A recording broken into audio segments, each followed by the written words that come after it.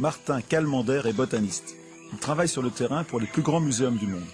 Et ici, il m'explique le fonctionnement de cette forêt si dense que 90% de la lumière n'atteint jamais le sol. C'est assez oppressant cette forêt. On sent que l'homme, c'est pas la place de l'homme, hein, qu'on est un vrai. étranger au milieu de ces plantes.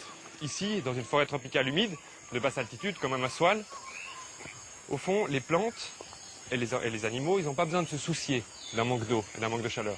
Donc ils peuvent vraiment se développer d'une façon absolument extraordinaire. On est l'endroit de Madagascar où il y a le plus de pluie. On a plus de 8 mètres de pluie par année ici. 8 mètres. Ce qui est énorme.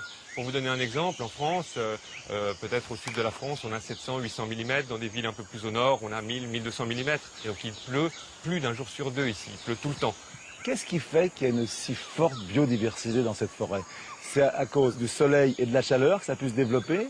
Quelle est la raison? Alors, cette forêt, elle est organisée par étages. On appelle ça des strates. Évidemment, en fonction toujours de ce qu'elle peut recevoir comme eau et comme lumière. Au niveau du sol, on a des herbacées, on a quelques petites plantes, mais le sous-bois est relativement pauvre.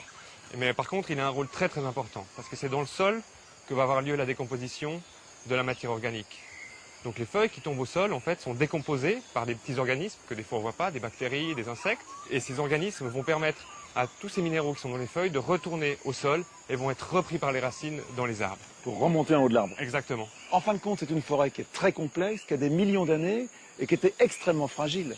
Oui, c'est une forêt extrêmement fragile parce qu'en fait, tous ces organismes, ils coévoluent, ils vivent ensemble en fait. Ils sont liés l'un à l'autre pour leur survie. Mais on n'a pas comme chez nous un humus extrêmement grand. Donc c'est ça aussi qui fait la fragilité des forêts tropicales. Parce que finalement, les sols sont très pauvres.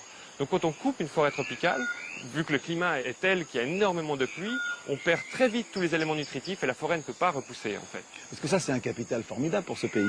C'est un pays très pauvre et pourtant, c'est un capital inouï, c'est de l'or. La forêt tropicale de Madagascar, c'est un bijou qu'on se doit de protéger. Moi, je suis très positif parce que depuis maintenant 5-6 ans, je vois vraiment le pays au niveau des populations qui vivent avec cette forêt, qui les sent vraiment conscients qu'ils ont un bijou entre les mains et qu'il faut vraiment qu'ils fassent attention et que c'est vraiment une de leurs richesses.